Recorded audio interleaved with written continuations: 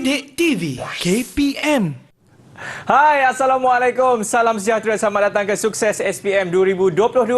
Bersama dengan saya, Akmal Nazri, murid-murid ataupun calon-calon SPM yang mengambil mata pelajaran pemprosesan makanan. Cuba angkat tangan sikit. Saya nak tengok. Ada dalam 800 lebih tu. Bukan apa. Sebabnya kita bakal bersama dengan seorang guru. Katanya beliau ni berpengalaman selama 19 tahun di dalam mata pelajaran pemprosesan makanan ini. Siapakah beliau? Jom tengok profil guru kali ini.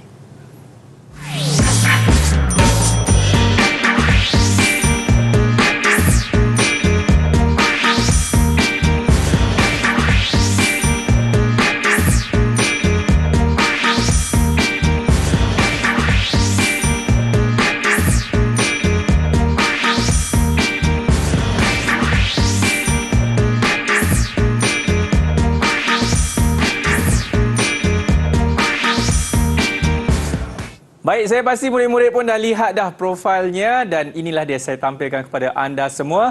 Cikgu Syahril. Apa khabar Cikgu? Kau baik, Akmal. Alhamdulillah. Cikgu, saya pasti murid-murid cukup teruja kan apabila adanya mata pelajaran ini dan mereka pun dah tak sabar dah macam mana kita nak menjawab bagi kertas soalan mata pelajaran pemprosesan makanan ini. Betul Cikgu Syahril? Betul. Ya, tapi sebelum itu Cikgu Syahril, izinkan saya untuk memperkenalkan jurubahasa isyarat kita terlebih dahulu. Siapakah beliau? Inilah dia, Cikgu Nurziana. Apa khabar Cikgu Ziana? Ini dia. Cikgu Nurziana yang akan bersama-sama dengan kita sepanjang Sukses SPM 2022 pecotan ini. Baik Cikgu Syahril, tanpa membuang masa, yuk kita mulakan kelas kita, boleh? Boleh. Cikgu pun sudah bersedia? Sudah. Mari, inilah dia Sukses SPM 2022 pecotan bagi mata pelajaran pemprosesan makanan. Silakan Cikgu Syahril. Terima kasih, Akmal. Okey, Assalamualaikum dan selamat sejahtera semua. Hari ini saya akan teruskan dengan mata pelajaran pemprosesan makanan PEM 7203. Okey. Untuk makluman semua, kertas pemprosesan makanan mempunyai satu kertas iaitu kertas 1 di mana terdapat bahagian A dan bahagian B di mana murid-murid perlu menjawab dalam kertas soalan ujian bertulis yang merangkumi selama 2 jam. Okey, seterusnya perkara yang perlu dibawa dalam Dewan Peperiksaan. Sebagai seorang murid, sudah pastilah perkara-perkara ini perlu diambil berat. Antaranya adalah alat tulis yang lengkap, kalkulator dan juga pensel warna.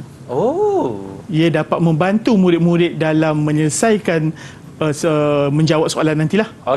Baik. Jadinya murid-murid kena bersedia dengan perkara tersebut. Seterusnya, kertas 1 terdapat bahagian A dan bahagian B. Okey, saya ada cadanganlah untuk cara menjawab soalan dengan baik.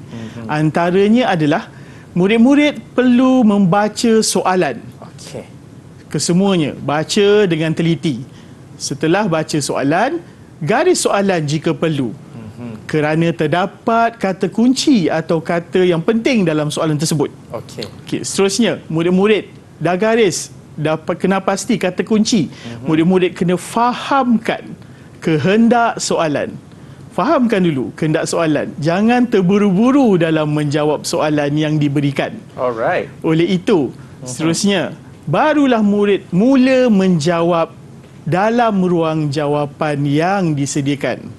Jangan jawab di soalan lah. Jadinya murid-murid kena jawab pada ruang tersebut. Dengan menggunakan alat tulis tadi iaitu pen, Akmal. Betul.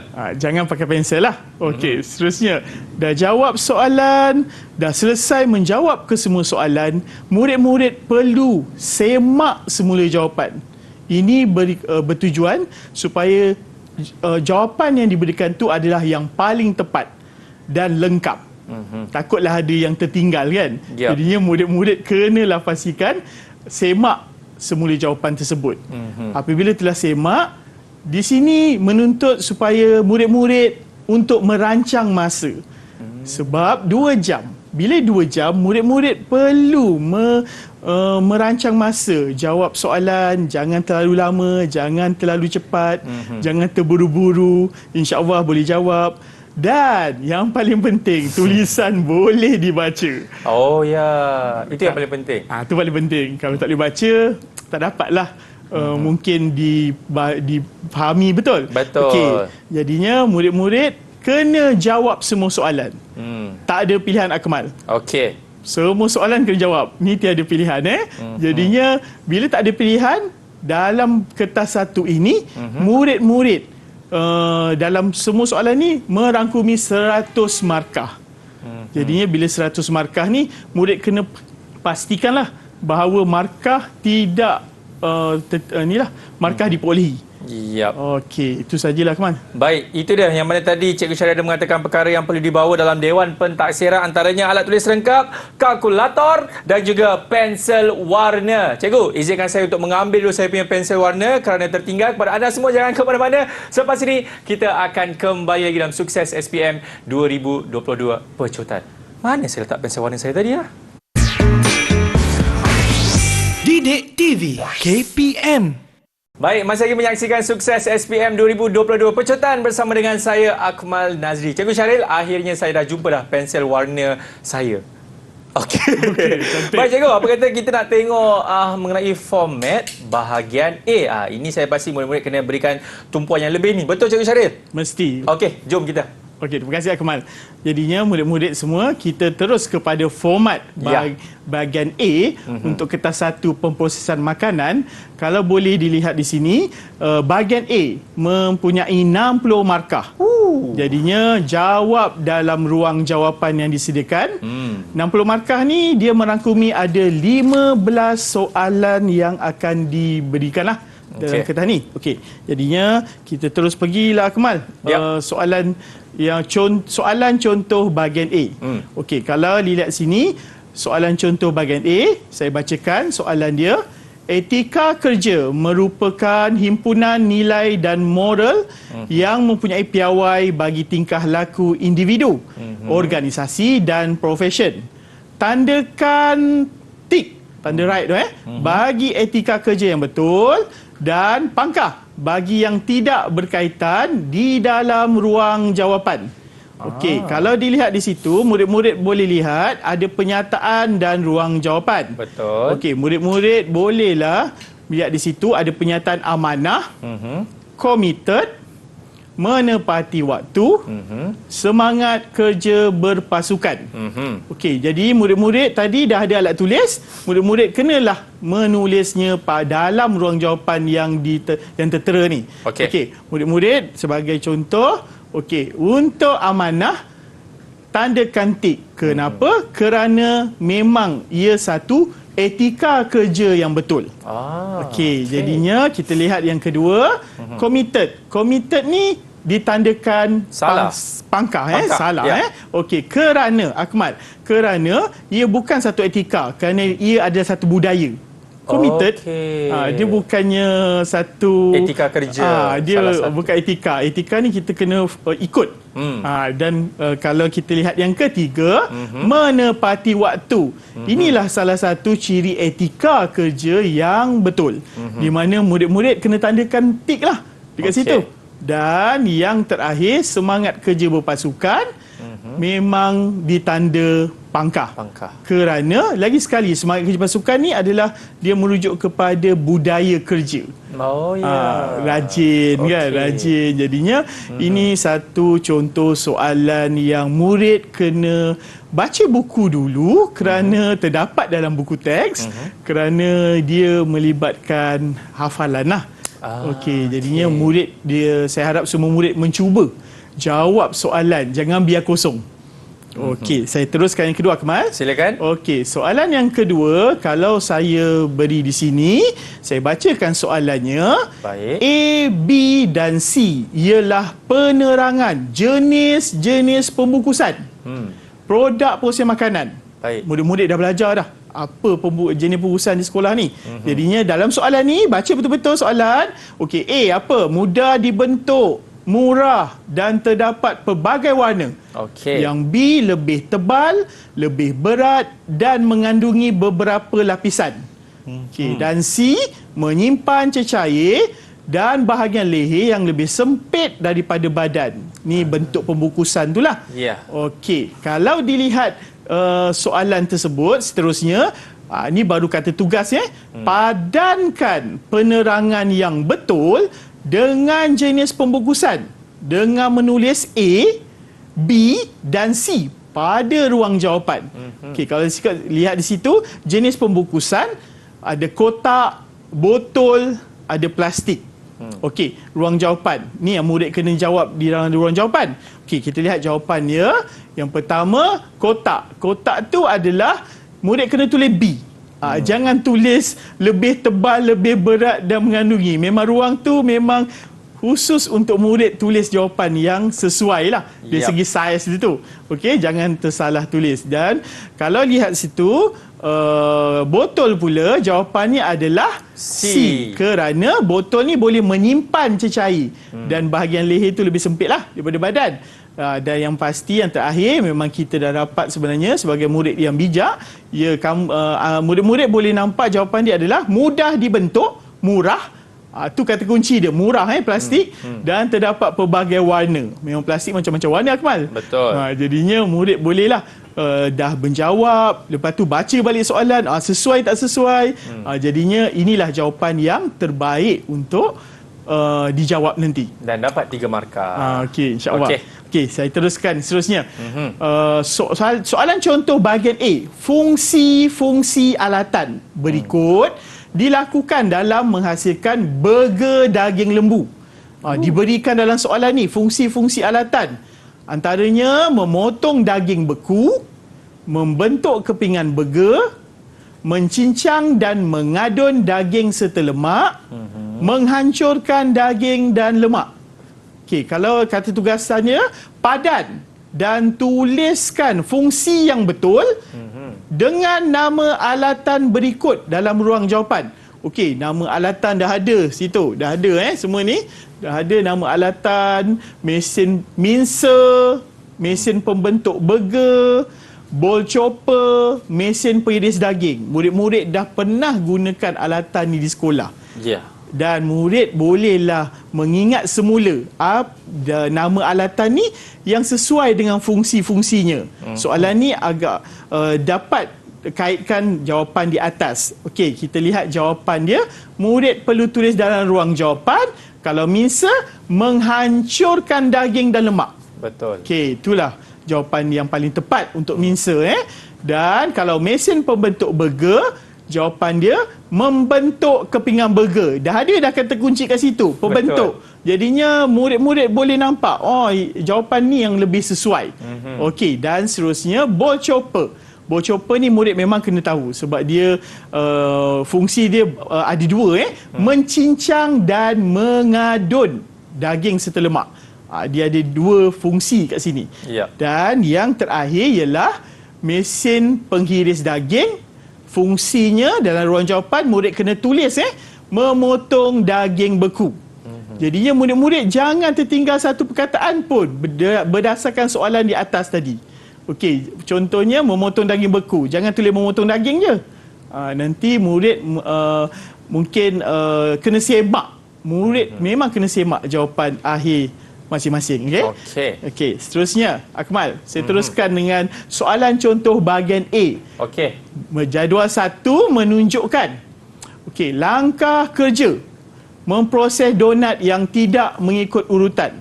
Okey, untuk pengetahuan murid-murid dah proses dah pun di sekolah. Jadi bila dah proses, murid kena ingat balik dan nanti murid kena menyusun semula soalan ni supaya kamu dapat jawapan yang tepat. Kita baca dulu soalan lah. Okey. A. Mengembangkan dough dalam proofer. Tu yang saya tegaskan tadi. Baca dulu. Mengembangkan, nak letak di mana. Okey. B. Menerap dough menggunakan acuan. C. Mencanai dough setebal 1.5 cm.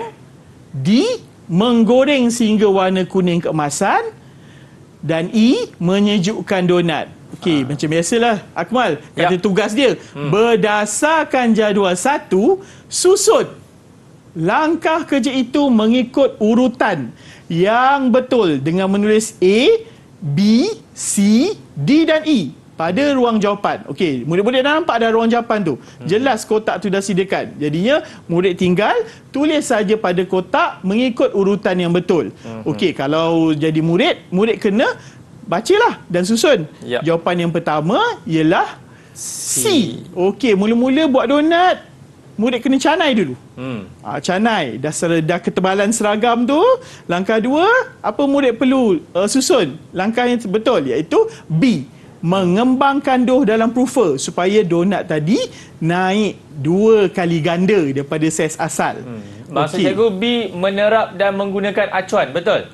Menerap menggunakan acuan. Okay. Ya. Oh, terima kasih Akmal. Sama-sama. Menerap dan menggunakan acuan. Ya. Menerap dulu Ya. Menerap dulu. Dah bentuk tu. Dah bentuk, barulah murid pergi ke langkah 3, Iaitu baru mengembangkan kepada saiz 2 kali ganda daripada saiz asal. Betul. Dia dah naik lah, nampak gebu lah Akmal. Okey, dah langkah 4 tu, barulah murid-murid menggoreng. Dah naik, dah kembang, baru goreng sampai warna kuning keemasan. Jadinya, dan yang terakhir langkah 5 ialah menyejukkan donat. Sebagai murid kena semak betul-betul. Dalam kotak ni, semua ni pastikan semua abjad berbeza supaya tidak hilang markah ataupun step tadi lah. Okey. Jadinya ini setiap murid perlu tahu semua pemprosesan produk makanan dengan jelas. Okey, Akmal, saya teruskan soalan seterusnya. Okey. Soalan contoh bahagian A, jadual 2. Menunjukkan aspek dan kriteria kari pap yang tidak lengkap. Okey, murid-murid dah pernah buat kari pap dah. Lengkapkan jadual 2 berikut dengan menulis kriteria yang betul pada ruang jawapan yang disediakan. Ni ruang jawapan dia lah. Ruang jawapan dia dah disediakan, murid tinggal isi saja, lengkapkan, tapi kena baca soalan dia. Aspek dalam soalan ni telah diberikan aspek rupa, tekstur dan warna.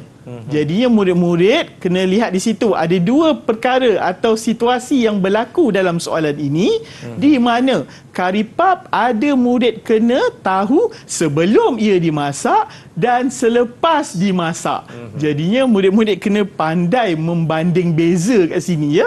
Jadinya kalau dilihat jawapan di Akmal, jawapan yang pertama untuk rupa tengok luar je lah. Tengok luar kari pap tersebut, saiz dia mesti seragam sebelum dimasak. Okey, antara cadangan jawapan yang lain juga, sebelum dimasak kari pap perlulah klaimnya sempurna. Oh, yang tepi-tepi tu. Yang tepi tu Akmal. Okey, pastikan dia sempurna takut nanti dia bocor. Kerana kalau selepas masak kita tak naklah pastry tu bocor. Selepas dimasakkan kita dah goreng. Bila murid goreng, pastry tu pastikan dia klaim sempurna, dia tak bocor lah. Itu jawapan selepas masak, pastry tidak bocor. Itu antara jawapan yang menepati dalam pemarkahan lah. Okey, untuk tekstur pula, bila kata tekstur Akmal, saya selalu ingatkan murid bahawa tekstur ni murid kena makan. Okey, bila makan, inti dia macam mana? Kalau sebelum dimasak, tapi kalau sebelum masak tak boleh makan lah. Okey, inti tu memang dah masak. Okey, cuma kita nak pastikan bahawa tekstur dia, inti dia padat, bukan kosong. Kalau yang selepas dimasak, biasalah kalau tekstur kari pap ni, dia mesti garing atau rangup. Biasalah kalau dah goreng, mestilah rangup kan, takkan lembik pula. Kan? Jadinya warna untuk sebelum dimasak memang warna sekata.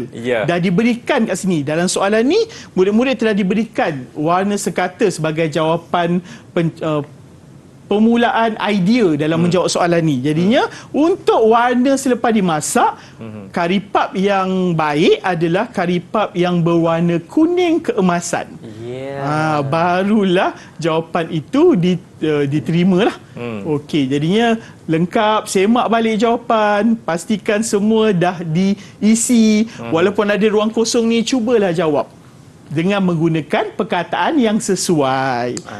Okey, tidaklah semesti ikut jawapan ni Akmal. Mesti yang sesuai, okey dah. Betul. Okey, jadinya saya teruskan lagi Akmal. Okey. Okey. Kari pap sudah, kita ke apa pula? Kuih apa ni, Kita cikgu? pergi jam nenas pula. Oh. Okey, sebab murid-murid ni dia banyak amali Akmal. Ya. Ada 22 amali yang dia kena hasilkan. Jadinya ikut kehendak soalan. Baik. Okey, soalan seterusnya. Okey. Jadual 3 menunjukkan langkah kerja membungkus jam nenas. Nak bungkus ni.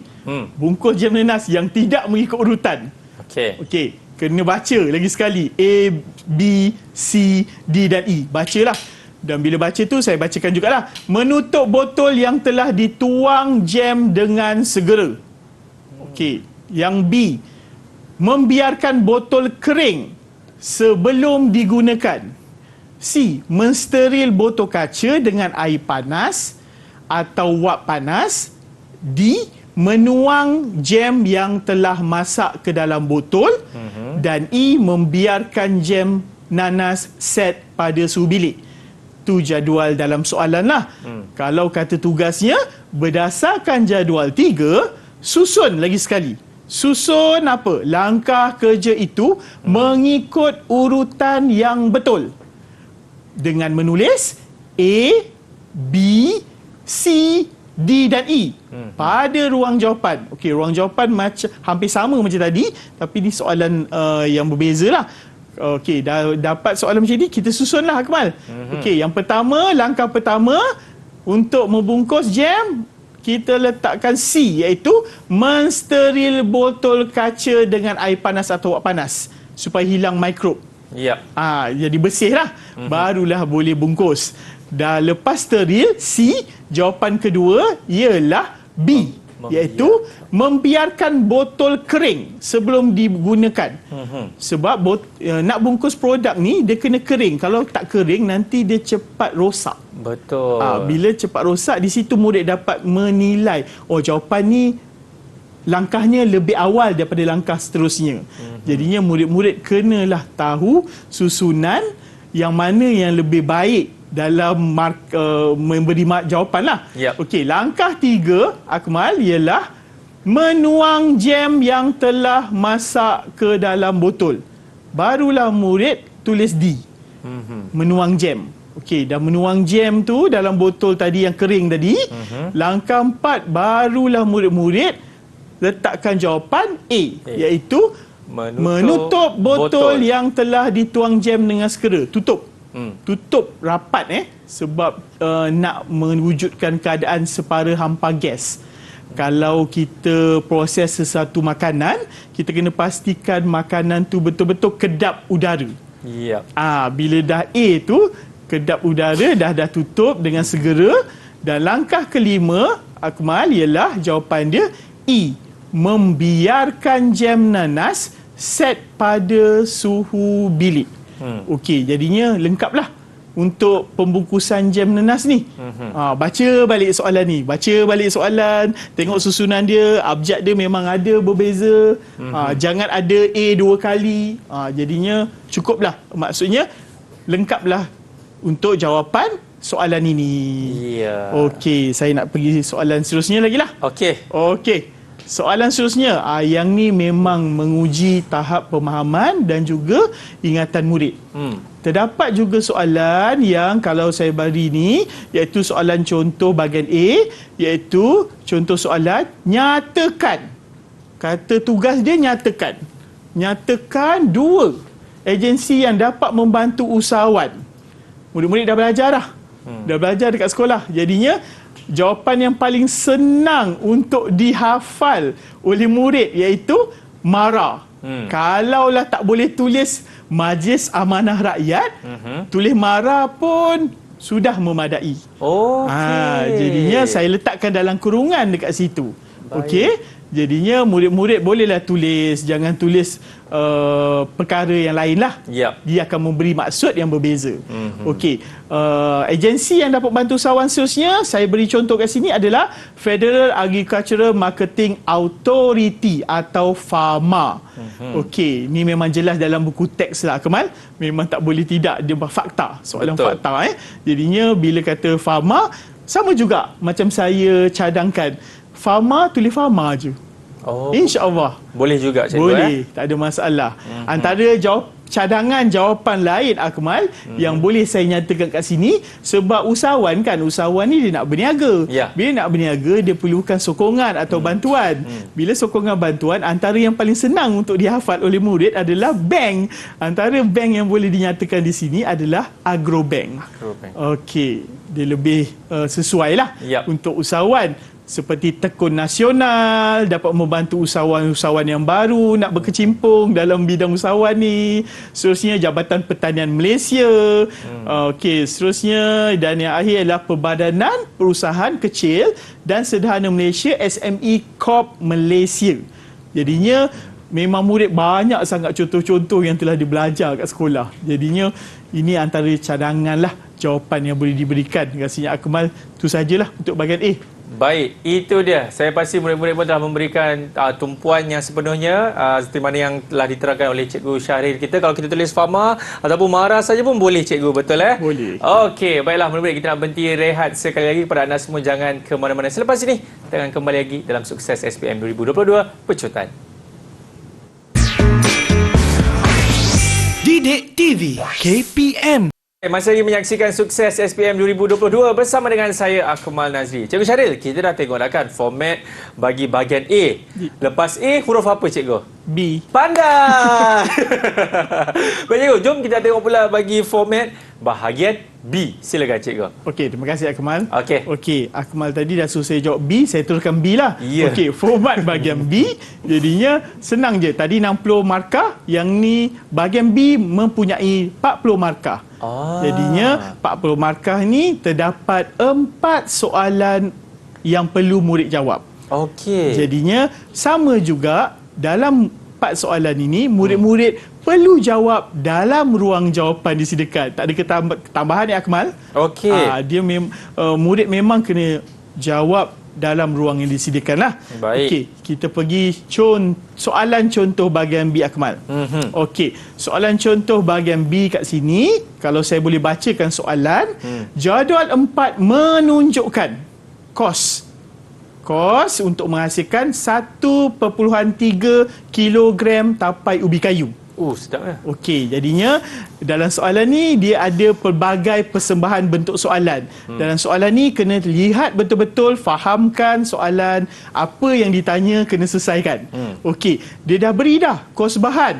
Bahan apa? Ubi kayu dah ada, ragi dah ada, kuantiti pun dah dinyatakan.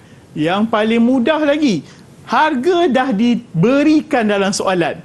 Murid-murid jangan perlu ikut kehendak soalan. Ya. Turut saja, jadinya dah ada beri tu mesti gunakan. Maklumat dalam soalan mesti digunakan. Okey, kos upah terus dah bagi dalam soalan ni RM4. Okey. Dan kos overhead juga telah diberikan RM1. Okey, dalam soalan berbentuk begini, hitungkan kata tugasan dia. Yang pertama, hitungkan kos bahan untuk menghasilkan 1 kilogram tapai ubi kayu. Okey, kalau dilihat di atas, 1 kilogram tapai ubi kayu sama je. Okey, sama dengan yang bawah. Betul. Jadinya murid-murid kenalah teruskan dengan pengiraannya, di mana murid-murid kena faham bila kos bahan, murid-murid kena buat operasi penambahan. Okey. Di mana kos bahan sama dengan ubi kayu tambah ragi. Sebab dah diberikan dah, tinggal nak tambah saja. Okey, jadinya murid-murid boleh teruskan, iaitu dengan menunjukkan jalan kerja yang teliti atau tepat, supaya jawapan tu senang dilihatlah. Okey, RM4.50 tambah 50 sen, dapatlah jawapan untuk kos bahan 1.3 kilogram tapai ubi kayu ialah RM5. Okey, ini dah menyelesaikan soalan yang pertama. Jadinya dia banyak pecahan lah untuk soalan bahagian B ni. Okey, bila dah jawab yang soalan pertama, murid-murid perlu jawab soalan seterusnya, iaitu murid-murid perlu lihat dia minta apa dalam kehendak soalan ni, iaitu kos projek bagi 1 kilogram tapai ubi kayu. Tadi kos bahan. Ni kos projek pula. Murid-murid dah tahu dah apa rumus. Memang murid kena hafal. Murid kena tahu. Dan perkara pertama sebagai seorang murid, tuliskan rumus dulu. Iaitu kos projek sama dengan kos bahan tambah kos upah tambah kos overhead. Dah tulis dah rumus ni. Satu baris. Okey, dah tulis rumus, masukkan nilai. Bila masukkan nilai, RM5 tadi, jawapannya dari jawapan sebelum ni. Gunakan jawapan sebelum ni untuk murid-murid dapat jawapan yang tepat lah. Okey, jangan guna fakta lain lah. Okey, kos upah RM4 dan kos overhead RM1 ini memang telah diberikan dalam soalan. Tinggal salin semula saja. Amat mudah. Dan operasi akhirnya ialah jawapan akhir adalah RM10. Okey, seterusnya Akmal, yang saya nak teruskan adalah soalan ketiga. Tadi kos projek 1.3 kg. Yang ni kos projek bagi 13 kg tempahan. Banyaklah. Murid-murid kena faham kehendak soalan. Okey, dah 13. Ini adalah cadangan jawapan. Terdapat pelbagai kaedah untuk mengiranya. Antara kaedah yang paling mudah untuk mengira dan menyelesaikan soalan ini ialah buat dulu pengiraan resepi tu. Berapa tempahan tadi? Berapa formulasi yang telah dinyatakan dalam soalan? Kalau murid-murid boleh lihat, tempahan dalam soalan ni 13 kg. Dan formulasi tadi yang asal tadi dalam soalan ialah 1.3 kg. Jadinya, tempahan mestilah banyak. Dan bila tempahan dibahagi dengan formulasi, murid akan dapat 10 resepi atau 10 gandaan. Okey? Dan macam mana nak dapat kos projek untuk 13 kg tempahan? Murid salin balik rumus kos projek. Iaitu kos projek kurungan 13 kg tapai ubi sama dengan kos projek yang 1.3 kg tapai ubi tadi didarab dengan resepi tadi. Jadinya murid-murid akan nampak dekat sini pengiraannya RM10 darab dengan 10 resepi. Okey, ni gunakanlah 10 resepi. Dapatlah jawapannya adalah RM100. Okey. 100 Seterusnya, soalan yang terakhir untuk bahagian pengiraan kos, harga jualan. Dia minta harga jualan pula. Bagi 13 kg tapai ubi, sekiranya anda ingin memperoleh keuntungan sebanyak 30%. Memang murid belajar usahawan memang kenalah Akmal. Untung. Dia kena kira untung. Jadinya dan murid perlu tahu juga rumus ini, iaitu harga jualan sama dengan kos projek tambah kos projek darab peratus keuntungan. Ni memang rumus je lah. Memang murid kena nyatakan, tulis dengan jelas. Bila dah tulis, murid masukkan nilai tadi. Jawapan tadi, kos projek ni dapat daripada mana? Dapat daripada jawapan sebelumnya, iaitu kos projek tadi, RM100. Tambah RM100 darab 30%. Okey, jangan terus tulis jawapan. Murid-murid kena tunjukkan jalan kerja dia. RM100 tambah RM30. Barulah tulis jawapan akhir. RM130. Kalau pengiraan kos memang kena kira. Kalau cadangan saya, murid-murid atau calon SPM perlu jawab dan semak balik. Tekan kalkulator, semak balik jawapan tu. Betul tak? Kalau 2 kali jawapan berbeza, murid kena semak sekali lagi. Mesti ada kesilapan dalam menekan ataupun salah konsep. Jadinya murid-murid kenalah semak betul-betul. Sebab sayang kalau dah atas salah, semua salah. Betul. Okey. Jadinya kita tak nak murid-murid rugilah kat sini. Okey. Jadinya harapan saya murid-murid dapat tunjukkan jalan kerja yang jelas dan mendapat markah yang penuh. Ya, insya-Allah. Okey. Itu bagi soalan bahagian B yang pertama lah. Okey, saya teruskan lagi Akmal. Silakan cikgu. Okey. Kalau tadi saya dah cakap tadi, semak, tak ada masalah. Ni soalan seterusnya. Soalan contoh bahagian B yang kedua. Saya bacakan soalan lah. Okey. Ali merupakan seorang usahawan muda. Okey. Beliau diminta untuk menghasilkan inovasi jam. menggunakan buah tempatan di Malaysia untuk produk terbaharu? Okey. Soalannya A, cadangkan.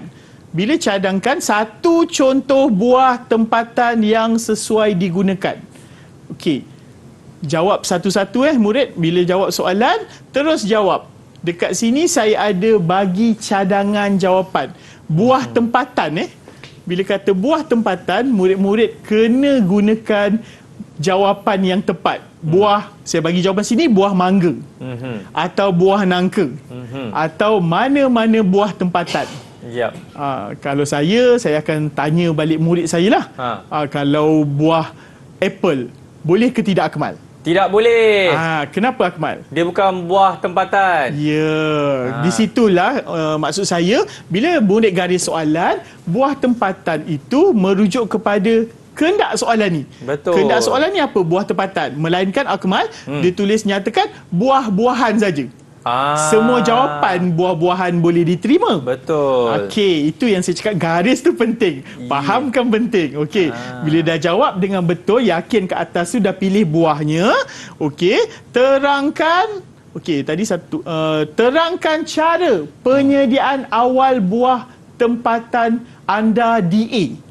Yang dah pilih tadi tu, kena terangkan. Terang ni, murid-murid perlu menulis lebih teliti, lebih jelas apa yang anda buat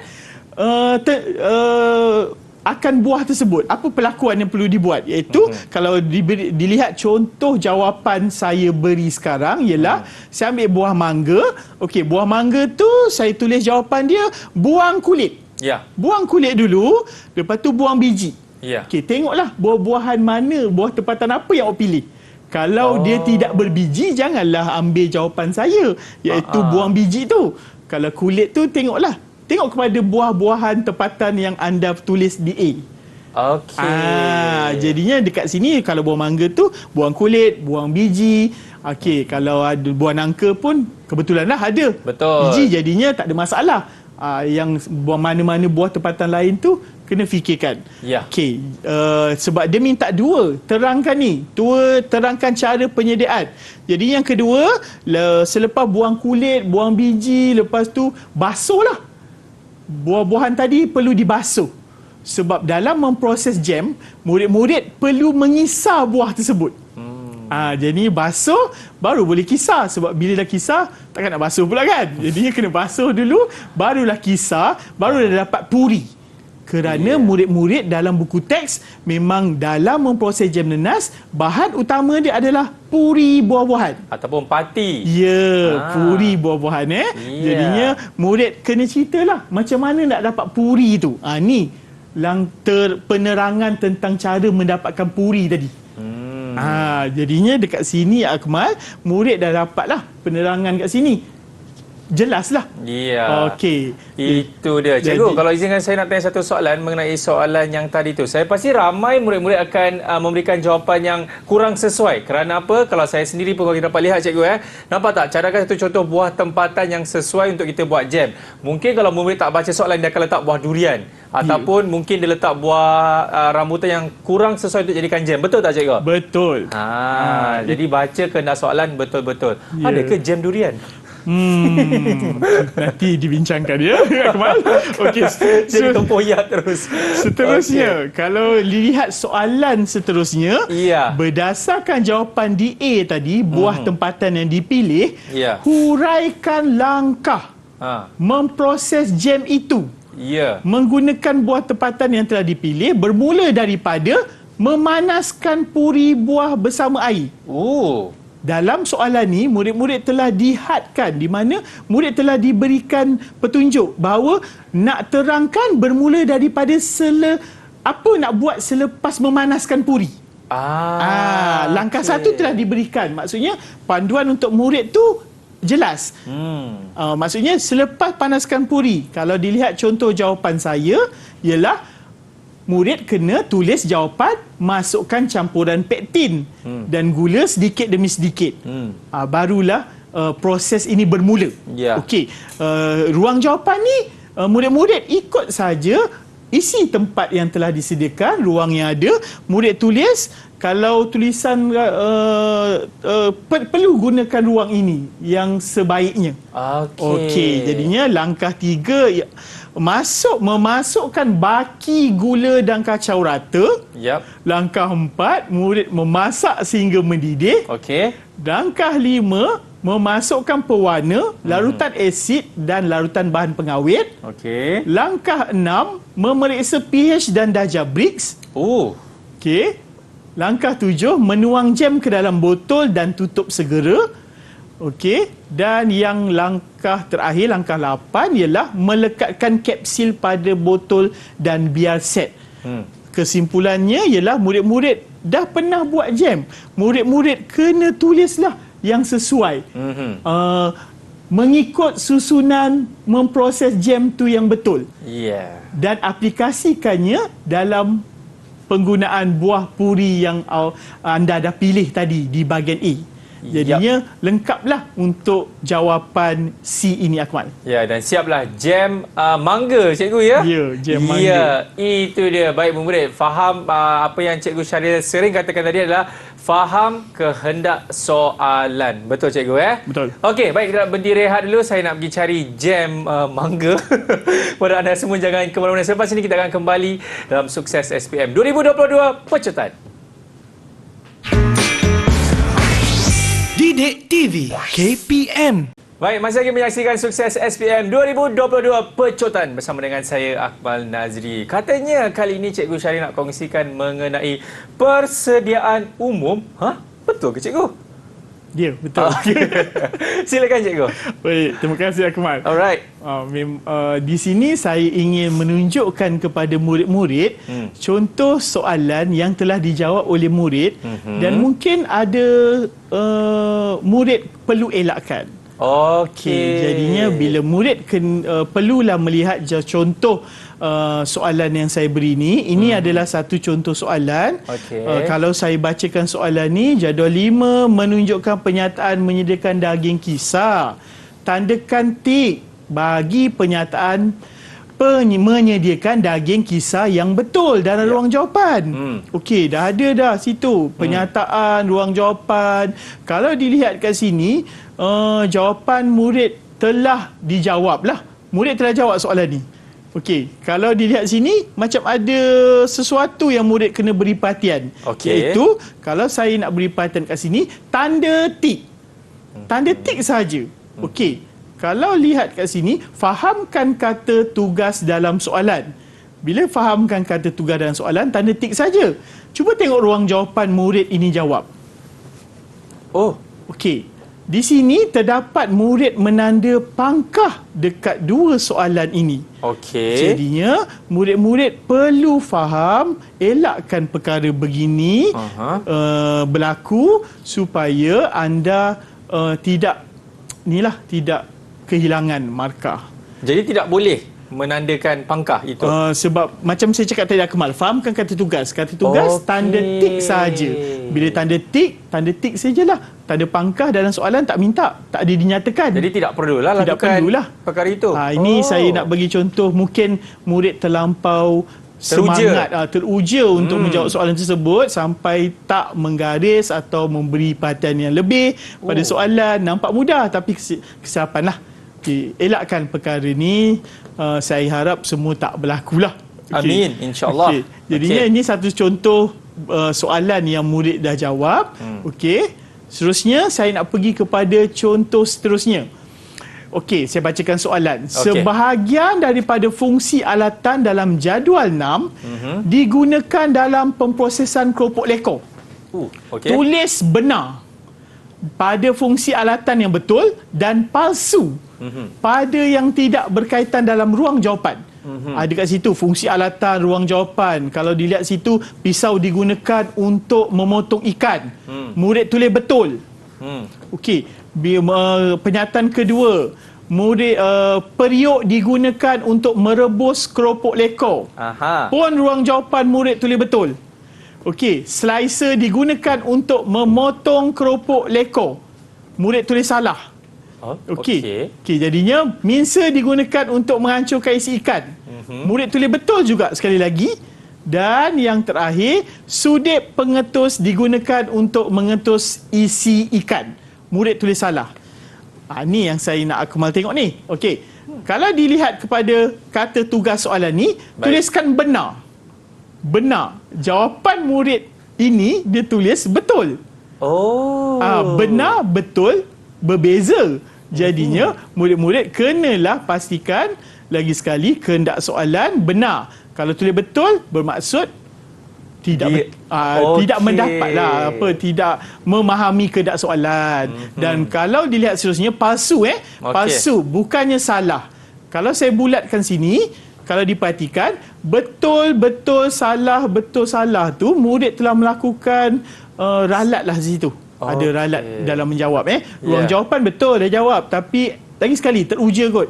Teruja benar dan betul ni nampak macam tak lari jauh bezanya kan, tapi memang tidak diterima lah. Memang tidak diterima. Kalau ikutkan murid perlu elakkan. Jadi maknanya murid itu akan kehilangan markah. Macam itulah. Jadinya murid sayangnya murid kena faham kata tugas dalam soalan okey. Itu yang saya nak tekankan pada hari inilah. Okey, yang seterusnya. Kalau murid lihat di sini, jadual 7 menunjukkan langkah kerja memproses mi kuning yang tidak mengikut urutan. Okey. A. Mengadun semua bahan. B. Mengetus, membilas dan menyejukkan mi. C. Memotong kepingan dough menggunakan mesin mi. D. Melepihkan dough berulang kali. Dan E. Mencelur mi dalam air mendidih. Kalau dilihat situ, okey, kata tugas dia apa? A, B, C, D dan E. Okey. Tengok ruang jawab, murid-murid boleh lihat, calon-calon boleh lihat ruang jawapan yang murid ini telah jawab. Kalau dilihat di sini, murid tertulis 4. Mana datangnya? Dan murid tertulis 5. Jadinya, murid mungkin menyusun nombor di tepi sebelum menulis langkah. Jadinya murid mungkin melakukan ralat di situ. Hati-hati murid. Kalau dah dinyatakan A, B, C, D, E, ikutlah A, B, C, D, E tu. Jangan tulis angka ataupun nombor. Sebab benda tu akan yang perlu dielakkan sekali lagi. Okey. Lagi sekali yang perlu saya ingatkan berkali-kali, fahamkan kata tugas dan barulah murid jawab. Okey, itu dia kata daripada Cikgu Syahril kita. Fahamkan kata tugas dalam soalan dan semak jawapan anda. Betul Cikgu Syahril? Betul. Baik, kita pun dah sampai di penghujungnya, tapi sebelum itu saya pasti Cikgu Syahril juga ingin membuatkan rumusan dan peringatan kepada murid-murid semua. Silakan Cikgu. Terima kasih Akmal. Sebelum anda menduduki peperiksaan SPM ataupun pentaksiran, sebelum menduduki pentaksiran yang dilaksanakan oleh setiap murid, okey, ulang kaji semua kandungan standard pembelajaran. Okey. Tingkatan 4 dan 5. Semua perlu. Jangan pilih soalan. Okey, sebab semua soalan perlu dijawab, kenalah ulang kaji semua. Dan nombor 2, menjawab atau ulang kaji soalan-soalan yang telah dijawab di sekolah sebelum ni.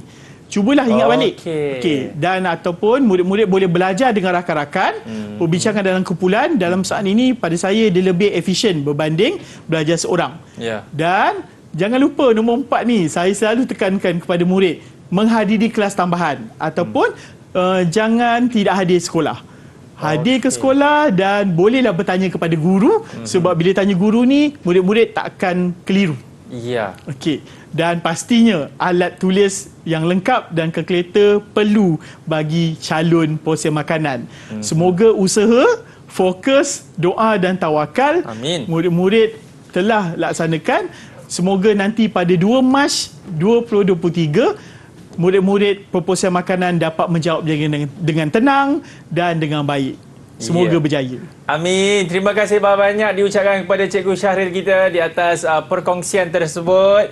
Dan saya juga ingin mengucapkan terima kasih banyak-banyak kepada jurubahasa isyarat kita, iaitu Cikgu Norziana. Baiklah, sampai di sini saja sukses SPM 2022 pecutan bagi mata pelajaran pemprosesan makanan. Ingat, seperti mana Cikgu Syahril katakan, usaha, fokus, doa dan tawakal. Kita jumpa lagi. Assalamualaikum. Bye-bye.